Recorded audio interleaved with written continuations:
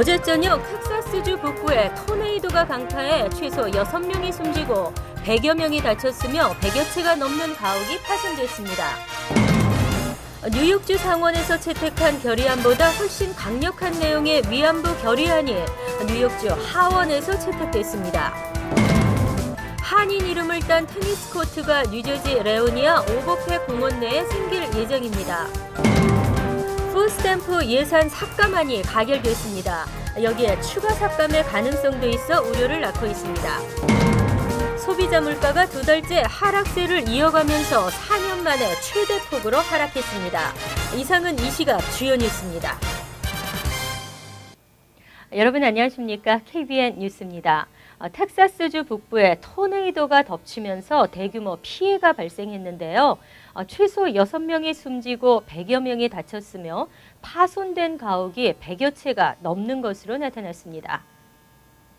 댈러스 모닝뉴스 등 현지 언론은 오늘 러스 포트워스 광역시 서쪽 후드 카운티에 어제 3차례 토네이도가 발생해 사상자가 속출했다고 보도했습니다.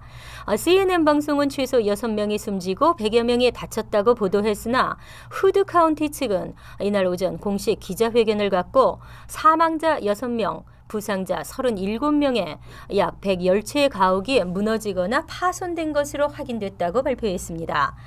국립기상청에 따르면 토네이도는 후드 카운티 그린베리를 중심으로 3차례 관측됐으며 비와 우박을 동반했고 일부 지역에서는 자몽 크기만한 우박이 떨어져 많은 차량이 파손됐습니다.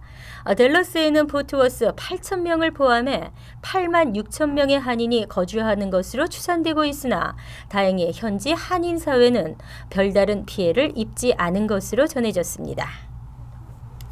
뉴욕주 하원이 위안부 결의안을 만장일치 채택했습니다. 이번 결의안은 일본이 공식 개입했음을 확실히 했는데요. 결의안을 계기로 위안부 문제는 한일 문제가 아니라 이 세계의 보편적인 인권의 문제로 알려지기를 바랍니다. 지난 7일 만장일치로 뉴욕주 하원을 통과한 결의안은 2012년 6월 16일 아이젠하워 공원에 위안부로 강제 동원된 수십만 명의 한국과 중국, 태국, 베트남, 인도네시아 출신 여성들을 기리는 기린비가 세워졌다며 이 기린비는 위안부들이 받은 고통과 위안부 제도의 반인륜적인 범죄성을 상징하고 있다고 밝혔습니다.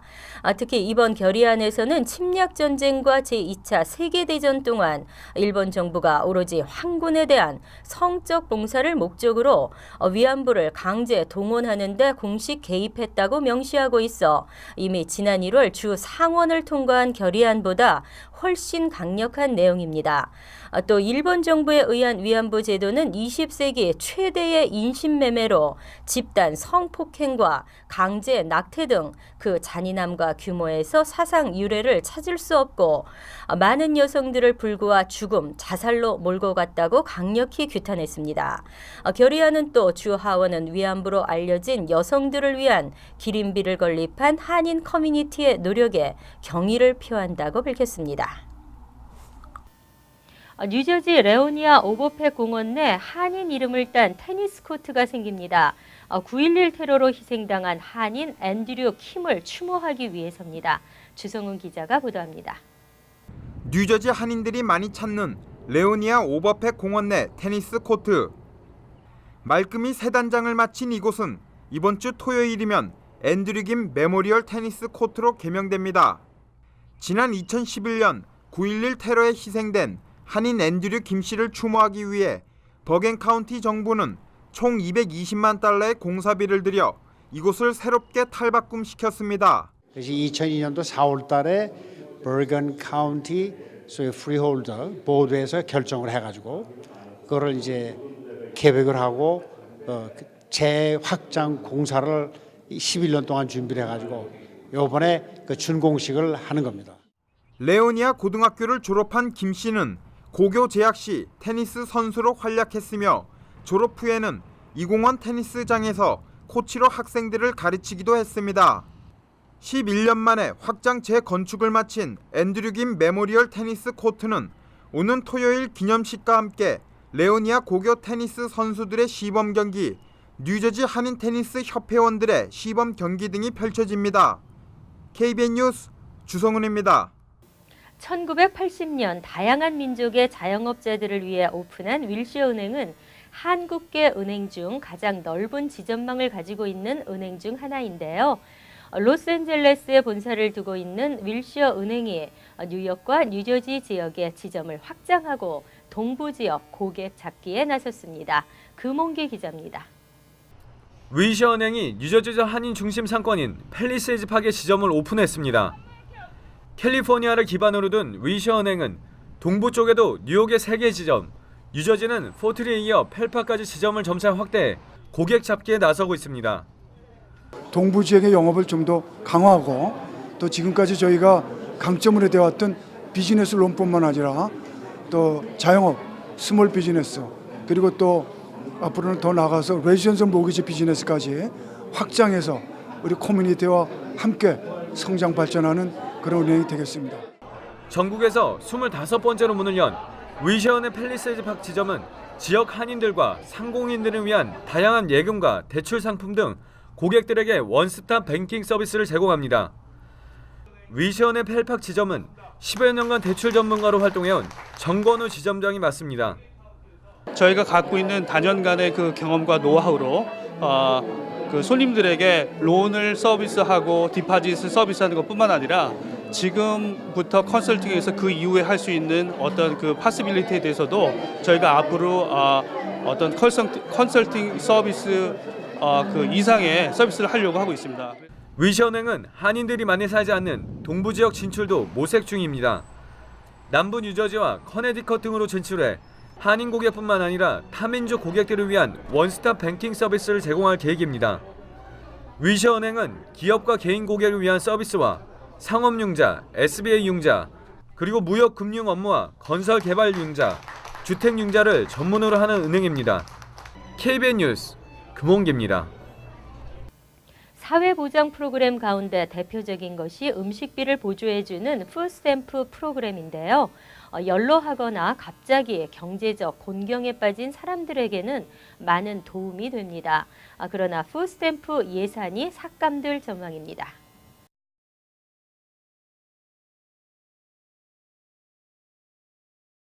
연방상원 농업위원회는 지난 14일 푸드스탬프 예산 삭감안을 찬성 15표, 반대 5표로 가결해 전체 회의에 넘겼습니다. 이에 따라 푸드스탬프 예산은 앞으로 10년간 41억 달러가 삭감될 것으로 보입니다.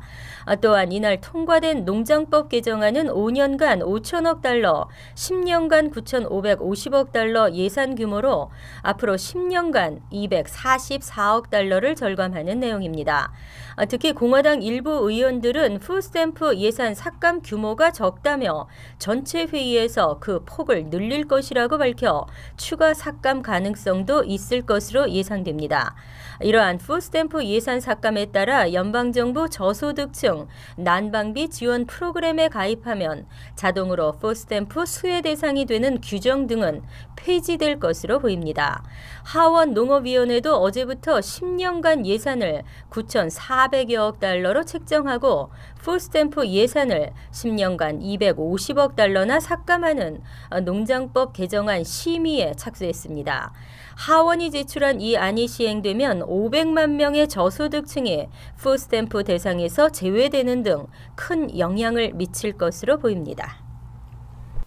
메디케어 사기 혐의로 적발된 의사 이창호 씨가 어제 브루클린에 있는 연방 법원에 출석해 모든 혐의에 대해 부인했습니다.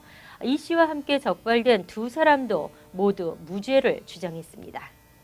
이창호 씨의 변호를 맡고 있는 바 패트 와이스 변호사는 어제 이 씨가 기소장에 명시된 모든 혐의를 부인하고 있다고 전했습니다.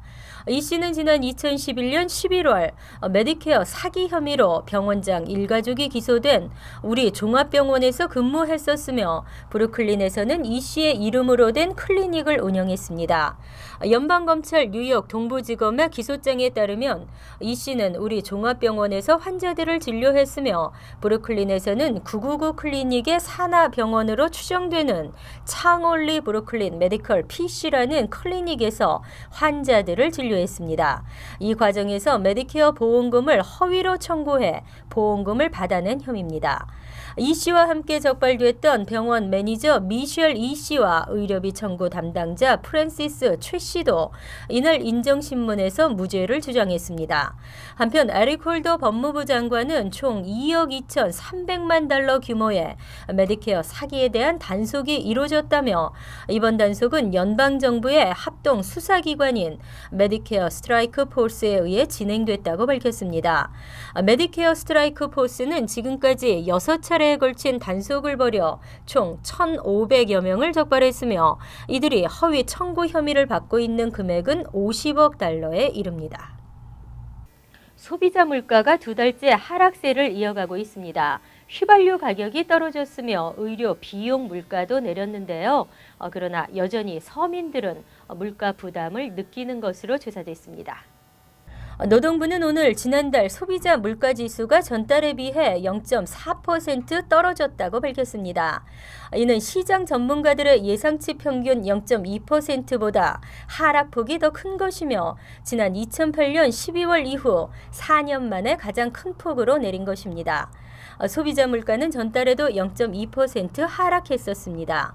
이로써 지난달 말까지 1년간 소비자 물가 상승률은 1.1%에 그치면서 연방준비제도의 정책 목표인 2.0%를 훨씬 밑돌았습니다.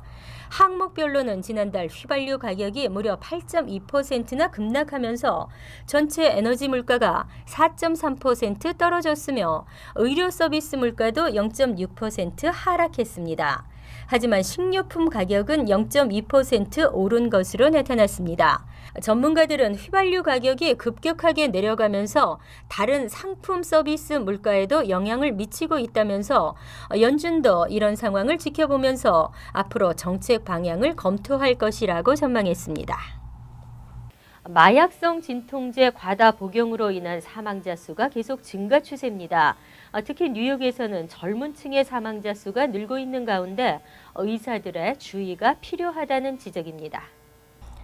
뉴욕시 보건국이 어제 발표한 자료를 살펴보면 2011년 기준 뉴욕시 거주자 220명이 마약류 진통제 과다 복용으로 사망했습니다. 2005년과 비교하면 65%나 증가한 것으로 특히 12세 이상 남녀 25만여 명이 약물 오남용 증세를 보이는 것으로 조사됐습니다. 지역별로는 시내 5개 보로의 마약류 진통제 과다 복용에 의한 사망률이 전반적으로 상승했고 특히 스태튼 아일랜드의 상승은 두드러져 2011년 40명이 사망했으며 2005년에 비해 26% 증가했습니다. 연령별로는 25세에서 34세에 이르는 젊은 층의 마약류 진통제 과다 복용이 2005년과 비교해 22.7%가 상승해 전체 연령대에서 최대 증가폭을 보였습니다. 마약류 진통제로 분류되고 있는 옥시코돈과 히드로코돈 등은 2008년에서 2011년 사이 무려 200만 건에 달하는 처방전이 발행돼 약 31%의 증가율을 보이고 있습니다. 토머스 팔리 시 보건국장은 이러한 진통제들은 일반적인 처방전에 자주 쓰이는 것이지만 성분은 실제 마약과 비교해 크게 다르지 않다며 환자뿐 아니라 이러한 약품을 처방하는 의사의 세심한 주의가 필요하다고 강조했습니다. 이상으로 KBN 뉴스를 마칩니다. KBN과 함께 즐거운 저녁 되시기 바랍니다.